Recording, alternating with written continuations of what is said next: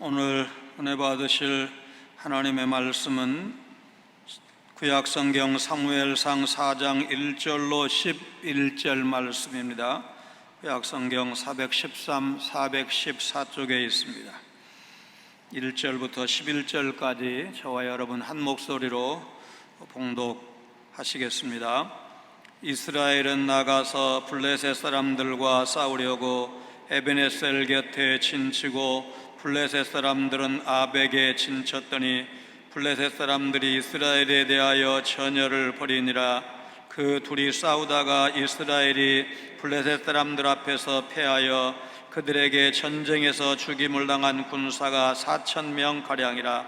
백성이 진영으로 돌아오매 이스라엘 장로들이 이르되 여호와께서 어찌하여 우리에게 오늘 블레셋 사람들 앞에 패하게 하셨는고 여호와의 언약궤를 실로에서 우리에게로 가져다가 우리 중에 있게 하여 그것으로 우리를 우리 원수들의 손에서 구원하게 하자 하니, 이에 백성이 실로에 사람을 보내어 그룹 사이에 계신 만군의 여호와의 언약궤를 거기서 가져왔고, 엘리의 두 아들 홈니와 비나하스는 하나님의 언약궤와 함께 거기에 있었더라. 여호와의 언약궤가 진영에 들어올 때에 온 이스라엘이 큰 소리로 외치매 땅이 울린지라. 블레셋 사람이 그 외치는 소리를 듣고 이르되 히브리 진영에서 큰 소리로 외치면 어찌 됨이냐 하다가 여호와의 궤가 진영에 돌아온 줄을 깨달은지라.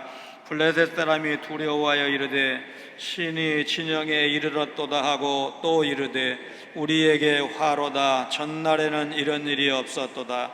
우리에게 화로다. 누가 우리를 이 능한 신들의 손에서 건드리요. 그들은 광야에서 여러 가지 재앙으로 애굽인을 친 신들이니라.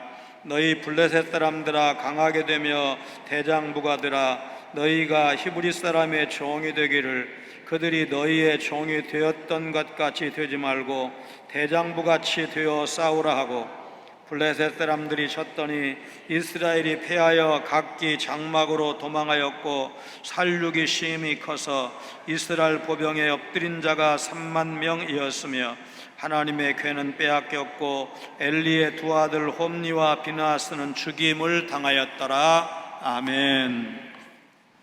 하나님의 계시가 단절되다시피 했던 시기에 사무엘은 하나님의 부르심을 받아 온 이스라엘의 명실상부한 선지자로 등장을 합니다. 하나님은 엘리 가게에 대한 심판을 사무엘에게 계시하심으로써 그를 선지자로 세우셨습니다. 이로써 여호와 하나님께 불충했던 제사장 엘리의 가게를 폐하시고 사무엘을 등장시켜 당신의 계시를 밝히 드러내고자 하신 하나님의 신적 의지는 더욱 확고히 드러났습니다. 매주 예배를 드려도 자신의 삶에 나아지는 것이 없다 생각하는 분들이 없지 않습니다. 그것은 예배를 드리면서 하나님을 바라보지 않고 자신의 문제에만 빠져있기 때문일 것입니다. 이스라엘은 전쟁에 승리하기 위해 언약궤와 제사장을 동원합니다. 제사장은 백성과 하나님 사이에서 중보하는 자고 언약궤는 하나님 임재의 상징입니다. 이스라엘은 죄를 범하고 있으면서도 이런 형식과 도구만 있으면 자연스럽게 하나님이 자신들을 위해 역사하실 것이다 오해하는 기계적 신앙관을 갖고 있었습니다. 사무엘의 말이 이스라엘에 전파되었다는 1절 상반절 말씀은 바로 앞에 있는 3장 21절 여호와께서 실로에서 다시 나타나시되, 여호와께서 실로에서 여호와의 말씀으로 사무엘에게 자기를 나타내시니라는 말씀과 연결이 됩니다. 1절입니다. 사무엘의 말이 온 이스라엘에 전파되니라. 이스라엘은 나가서 블레셋 사람들과 싸우려고 에베네셀 곁에 진치고 블레셋 사람들은 아벡에 진쳤더니, 하나님의 말씀이 희귀한 시절에 하나님은 말씀으로 사무엘에게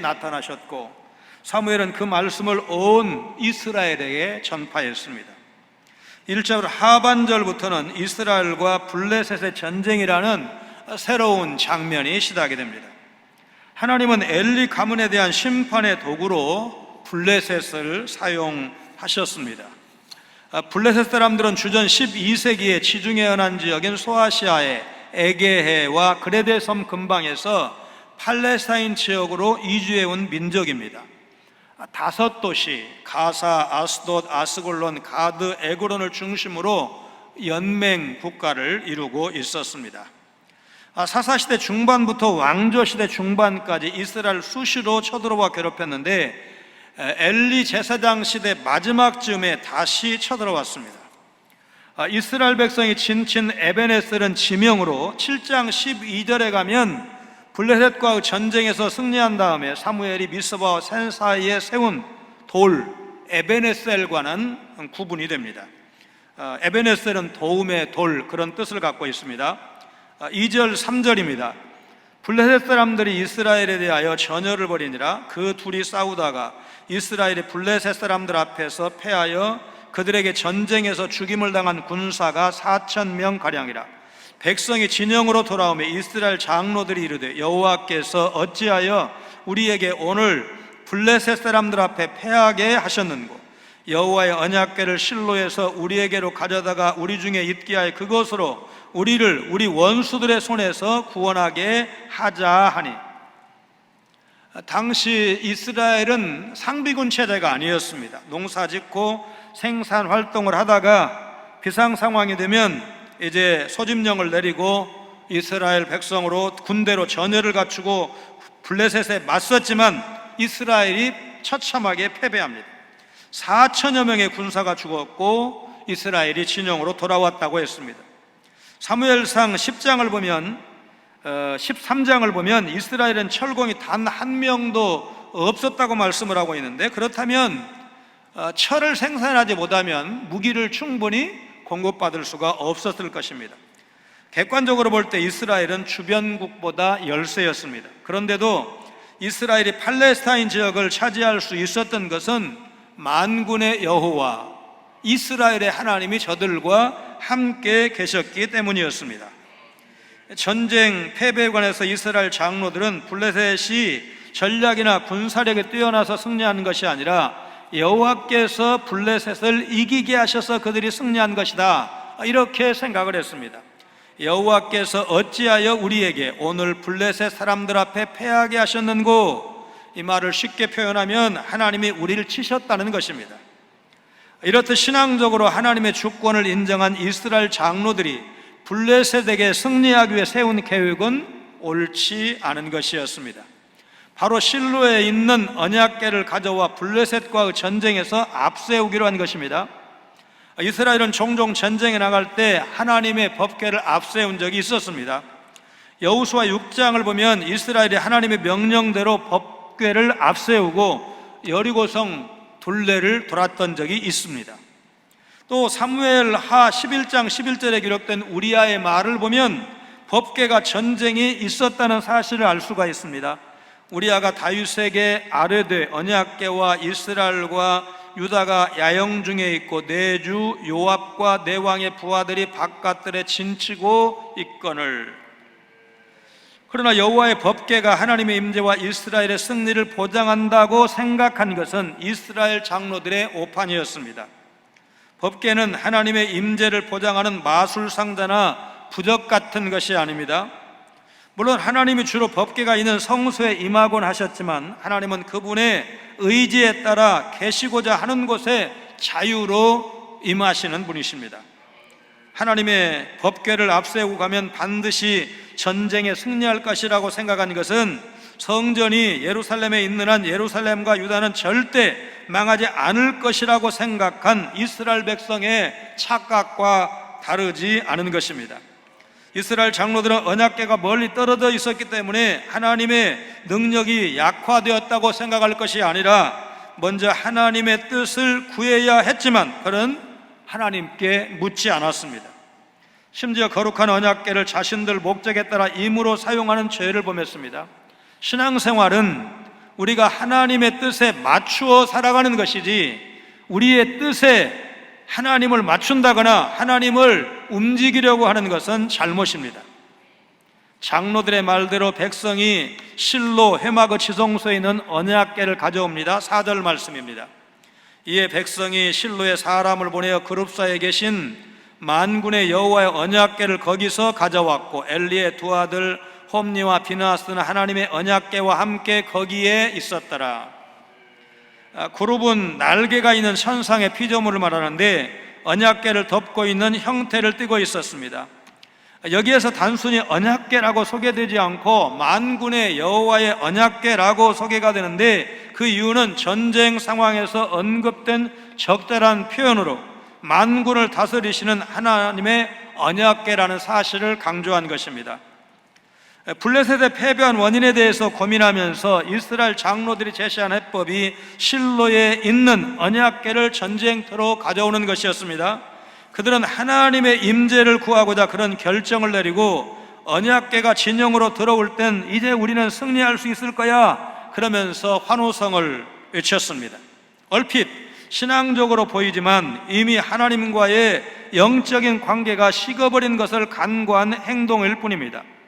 언약궤를 임으로 옮긴 것도 문제가 되지만 전쟁 중에 황급히 언약궤를 옮겼기에 언약궤와 같은 시성물을 다루는 민수기 4장의 절차나 방법을 제대로 따랐을 것 같지가 않습니다. 더욱이 그 언약궤를 지키는 자들이 엘리의 두 아들 홈니와 비느하스였습니다. 그들이 하나님의 재물을 다루었던 방식으로 미뤄볼 때 지성물에 대한 규례대로 언약궤를 옮겼을까? 그렇지 않았을 것 같습니다. 일상에서 예배에 승리하지 않으면 특별한 순간이라도 하나님은 역사하지 않으십니다. 이스라엘은 하나님을 섬김의 대상이 아니라 이용의 수단으로 생각을 했습니다. 오히려 이에 자극을 받은 블레셋은 전열을 가다듬고 항전의 의지를 불태웁니다. 우리는 영이신 하나님과 실질적으로 친밀해야 하며 우리가 필요할 때만 그분을 찾아서는 안 됩니다. 5절 말씀입니다. 여호와의 언약궤가 진영에 들어올 때에 온 이스라엘이 큰 소리로 외치매 땅이 울린지라. 큰 소리로 외치는 일은 여호수아 6장에서 이스라엘 백성이 여리고성을 정복할 때 하나님의 명령대로 큰 소리로 외친 일이 있었는데, 대부분 성경에서 성전, 거룩한 전쟁과 이 큰 소리로 외치는 일이 관련돼서 언급되어 있습니다. 언약궤가 이스라엘 진영에 이르렀을 때 이스라엘 군대의 사기가 크게 올랐습니다. 그들은 언약궤와 함께 하나님도 전장에 오셨을 것이라고 착각을 했습니다. 그래서 전쟁에 능하신 하나님이 이번에도 자신들을 위해 싸워주실 것이다 기대하며 함성을 질렀던 것입니다. 그러나 사실상 상징물만 남아있고 하나님은 떠나버린 이 전쟁은 결코 여호와의 거룩한 전쟁이 될 수 없었습니다. 따라서 땅이 진동할 정도로 외친 이스라엘 백성의 큰 기쁨과 환호의 소리도 아무런 능력을 나타내지 못할 수밖에 없었습니다. 2007년 정동영 대통령 후보가 정읍에 왔을 때 무단 횡단하는 모습을 우리 성도님이 보셨습니다. 대통령 후보께서 이렇게 무단 횡단하시면 됩니까? 따졌더니 잘못했다고 신했다는 이야기를 들었습니다. 농촌 소도시고 마침 지나는 차량도 없으니까 건너가도 될 거야, 아마 그렇게 생각을 했을 것입니다. 도로가 날로 좋아지고 있고 교통량이 적은 한적한 시골길을 갈 때는 신호등 지키는데 유혹을 받기가 쉽습니다. 신호 대기하고 있으면 대형 트럭이 바로 옆을 보기 좋게 쌩쌩 지나가는 일을 여러 번 경험했습니다. 이런 곳에서도 꼭 신호를 지켜야 하나 그런 생각을 하면서도 잠시 생각할 기회를 갖는 것도 나쁘지 않아 이제 그러면서 저는 신호를 지킵니다. 이 세상에는 그리스도인이라고 말하면서 말씀대로 살지 않는 사람이 너무나 많습니다. 믿는다고 해도 고민 없이 믿고 믿음 없는 세상 사람들이 말씀대로 살지 않으니 덩달아 다들 그렇게 사는데 뭐 이러면서 이제 쉽게 살아가는 사람들이 너무나 많습니다. 그러나 믿는 사람은 다수를 따라 행하는 것이 아니라 성경의 가르침대로 행해야 됩니다. 그것이 순종하는 사람의 합당한 태도이고 그렇게 하는 사람에게 하나님은 은혜를 내리실 것입니다. 다수를 따라 빨간불일 때 건너다가 위험을 당할 수 있는 것처럼 그리스도인도 하나님보다 세상 기준을 더 따른다면 큰 낭패를 경험하게 될 것입니다. 우리는 다수가 따르는 세상 가치관을 따를 것이 아니라 하나님 말씀에 순종하는 삶을 살아야 됩니다. 세상 사람들이 비웃고 어리석다고 말할지 모르지만 그런 인생이 축복의 인생이 될 것입니다. 오늘 우리 시대의 많은 사람들, 정말 텔레비전에 나와서 토론하는 사람들 보면 정말 똑똑한 사람이 많다, 이런 생각을 많이 하고 있습니다. 그런데 아무리 전문가적 식견을 가지고 있다고 해도 그것이 진리는 아닙니다. 여러분, 전문가는 자신의 판단에 맞으면 받아들이고 그렇지 않으면 거부하는 것이 전문가입니다. 그런데 우리는 그렇게 살 수가 없습니다. 우리가 은혜 안에 거하기를 원한다면 아무리 피곤하고 탈진한 상태여도 주님이 그렇게 말씀하시면 듣겠습니다. 주님의 말씀이면 순종하겠습니다. 그런 믿음이 우리에게 필요한 것입니다. 세상 사람들이 다 자기 뜻대로만 산다고 할지라도 우리는 이삭이 우물을 팠을 때 계속 물이 나왔고 계속 빼앗기고 그러면 또 옮겨서 또 파고, 그런 모습을 우리가 창세기 26장을 통해서 살펴본 바가 있는데, 이삭처럼, 그리고 지금 계속해서 살펴보고 있는 사무엘처럼 몇 번을 불러도 하나님이 부르셨는데 엘리 제사장이 부른 줄 알고 부르는 대로 달려가는 그런 순전한 모습처럼 그렇게 살 때 여러분, 우리는 하나님 앞에서 승리하는 삶을 살 수가 있는 것입니다. 신앙을 빌미로 자신의 목적을 위해 하나님의 은혜와 능력, 하나님 자체를 도구로 사용하겠다는 생각을 한다면 그것은 대단히 잘못된 생각입니다. 이런 사람들은 자신들의 문제가 무엇이든지 모르고 하나님이 어떤 분이신지도 모르는 사람입니다. 만군의 여호와 하나님은 추악한 죄인인 우리가 감히 어찌할 수 없는 분이심을 망각한 것입니다. 하나님을 인격적인 하나님으로 섬기는 것이 마땅하지 복 주시는 도구쯤으로 이용하겠다고 생각한다면 그것은 잘못입니다. 블레셋은 언약궤가 왔다는 소식에 두려움에 사로잡힙니다. 과거 이스라엘 위해 싸우신 하나님의 기적적인 역사를 알고 있었기에 그분을 상대한다는 사실만으로도 블레셋 군대는 두려움에 떨었습니다. 그러나 이스라엘은 하나님에 대한 기억도 경외심도 보이지 않습니다. 6절입니다. 블레셋 사람이 그 외치는 소리를 듣고 이르되 히브리 진영에서 큰 소리로 외침은 어찌 됨이냐 하다가 여호와의 궤가 진영에 들어온 줄을 깨달은지라. 전쟁에서 패배한 이스라엘 진영에서 함성이 들리니까 블레셋 족속의 반응이 야, 이거 무슨 소리야? 의아하게 생각하다가 나중에 언약궤가 이스라엘 진영에 온 것을 알고 들어옴에 사로잡혔다고 했습니다. 자, 이 사람들이 이스라엘을 부를 때 히브리 진영 이렇게 불렀는데, 이 히브리라는 말은 이스라엘 자손들 스스로가 부르는 명칭이 아니라 다른 족속이 이스라엘 자손을 부를 때 사용한 명칭이었습니다. 그 뜻은 강을 건너온 자, 그런 뜻인데, 사실 이스라엘의 조상 아브라함이 하나님의 부르심을 받았을 때 유브라데 강을 건너서 가나안 땅으로 이주해 온 것이 역사적 사실 아닙니까? 그래서 가나안 족속들이 아브라함과 그 일족을 부를 때 이주자, 유랑자, 이제 경멸하는 그런 식으로 붙여진 이름이 바로 히브리였습니다. 그런데 나중에 이 명칭은 다른 족속이 이스라엘 특별히 구별해 부를 때 사용한 명칭이 되었습니다. 당시 대개의 이방인들은 지역 수호신 사상을 갖고 있었기 때문에 다른 나라 우상에 대해서도 자기들 우상을 두려워하는 것처럼 두려워하는 그런 생각이 범신론이죠. 그런 신앙이 그들에게 있었습니다. 7절입니다. 블레셋 사람이 두려워 이르되 신이 진영에 이르렀도다 하고 또 이르되 우리에게 화로다 전날에는 이런 일이 없었도다. 당시 정황에서 볼 때 블레셋 족속이 법궤를 두려워한 반응은 이제 당연해 보입니다. 그러나 블레셋 족속이 여호와의 궤가 구체적으로 어떤 의미인지에 대해서 다 알았을까, 제대로 알았을까, 그럴 것 같지는 않습니다. 다만 이 사람들이 자신의 범신론적 신관에 따라 여호와의 궤에 이스라엘의 신이 깃들어 있다, 그렇게 보았을 것입니다. 그러나 무엇보다도 블레셋 사람들이 여호와의 궤로 인해서 그토록 두려워한 까닭은 사사기 16장에 삼손에 의해서 아주 혼쭐이 난 그런 역사적인 경험, 여호와께서 삼손과 함께 하심으로 아주 놀라운 괴력을 발휘했던 그 역사적인 사건을 블레셋 사람들이 떠올렸을 것입니다. 전에는 이런 일이 없었도다.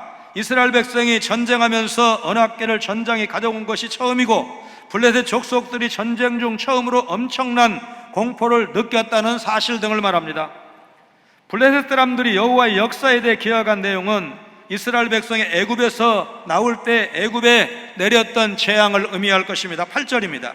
우리에게 화로다. 누가 우리를 이 능한 신들의 손에서 건지리요. 그들은 광야에서 여러 가지 재앙으로 애굽인을 친 신들이니라. 바로가 이스라엘을 풀어주기 전까지 애굽에 내렸던 10가지 재앙과 이스라엘을 쫓던 애굽 군사들이 홍해에서 말살당한 역사적인 사건을 말합니다. 신이 아니라 신들 이렇게 표현을 한 것은 블레셋 사람들의 다신교적 사상이 반영된 표현입니다. 우리 교회 명사 초청 때 다녀가신 김정환 목사님은 1959년 2월 목사 안수를 받으셨습니다.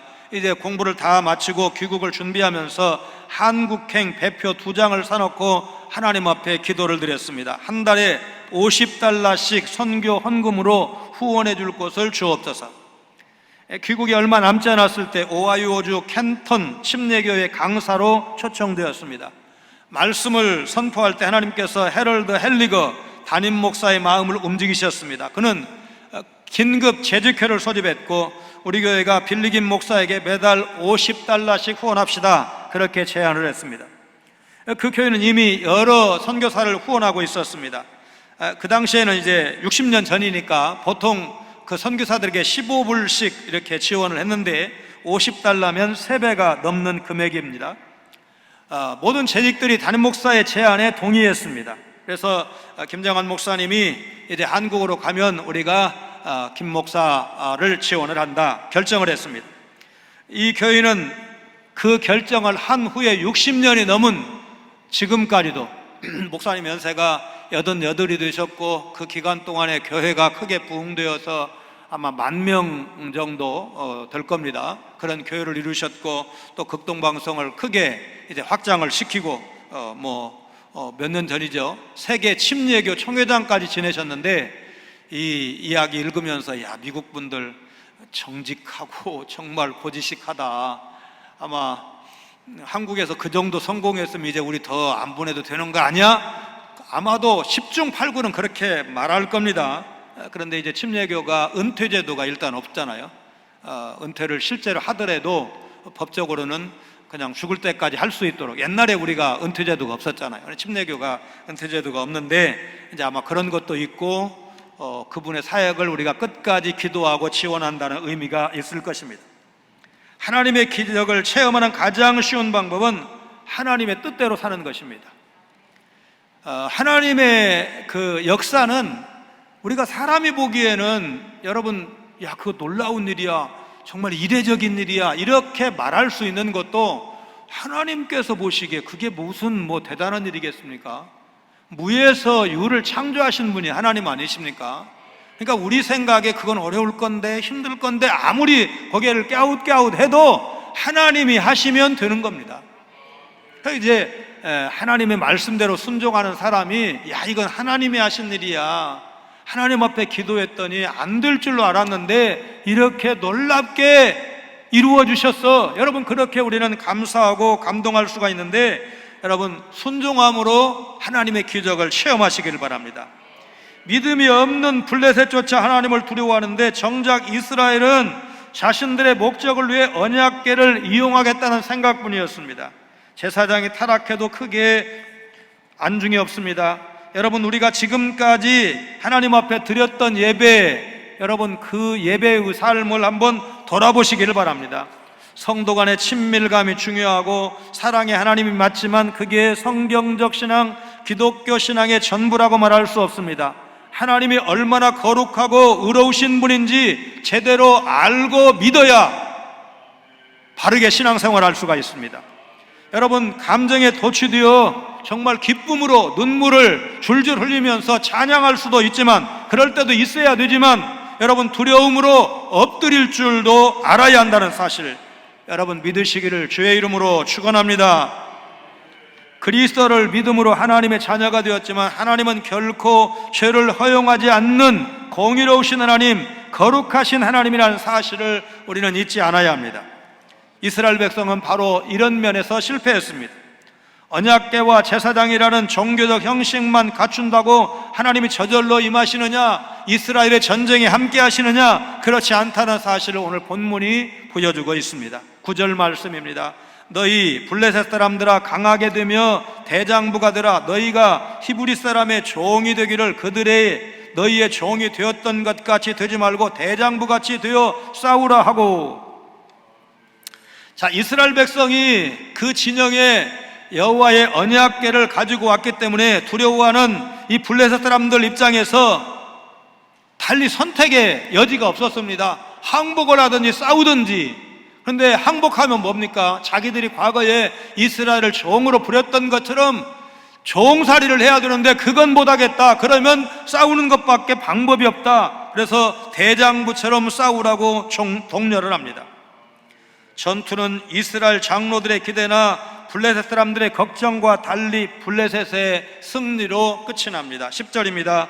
블레셋 사람들이 쳤더니 이스라엘이 패하여 각기 장막으로 도망하였고 살육이 심히 커서 이스라엘 포병에 엎드러진 자가 3만 명이었으며. 법궤를 미신처럼 여기고 전쟁에 나갔던 이스라엘은 여지없이 패하고 맙니다. 첫 번째 전투에서 이스라엘 군사 4천여 명이 죽었는데 두 번째 전투에서 무려 3만 명이 죽는 큰 패배를 당합니다. 이스라엘은 전쟁에 졌을 뿐만 아니라 하나님의 법궤까지 빼앗기는 초유의 사태를 맞이합니다. 11절입니다. 하나님의 궤는 빼앗겼고 엘리의 두 아들 홈니와 비느하스는 죽임을 당하였더라. 사무엘상 2장 34절에서 하나님의 사람이 엘리 제사장에게 전한 저주의 예언대로 엘리의 두 아들 홈니와 비느하스가 이번 전투에서 죽임을 당했습니다. 미국의 저명한 기독교 작가인 필립 얀 씨는 40년 동안의 기자 생활을 회고하는 칼럼을 썼습니다. 그런 기자 생활을 하면서 8,000명이 넘는 사람들을 인터뷰했는데 그 사람들을 둘로 구분할 수 있다고 말합니다. 첫째, 자신을 인생의 주인공이라고 생각하는 사람입니다. 이런 사람은 어딜 가나 슈퍼스타처럼 대우를 받고 싶어 한다는 겁니다. 조금의 틈만 보여도 자기 자랑을 하고 일어나지도 않는 일을 최대한 부풀려서 이야기하는 부류가 있다는 것입니다. 두 번째는 하인이나 종처럼 헌신해야 한다고 생각하는 사람입니다. 설령 이미 성공한 사람이라 하더라도 더 큰 일을 위해 자신이 쓰임을 받고 다른 사람에게 유익이 되겠다는 그런 사람입니다. 이런 사람들은 밖에 드러나지 않을 정도로 소박한 삶을 살고 있지만 그럼에도 많은 사람에게 유익을 주는 고귀한 인생을 사는 사람도 있다라는 것입니다. 필립은 이런 경험을 통해서 사명자의 삶에는 적게 받더라도 오래 헌신하고 낮은 곳에서 헌신하는 자세가 반드시 필요하다고 말합니다. 나를 부인하고 하나님을 위해 사는 것이 참된 그리스도인의 자세입니다.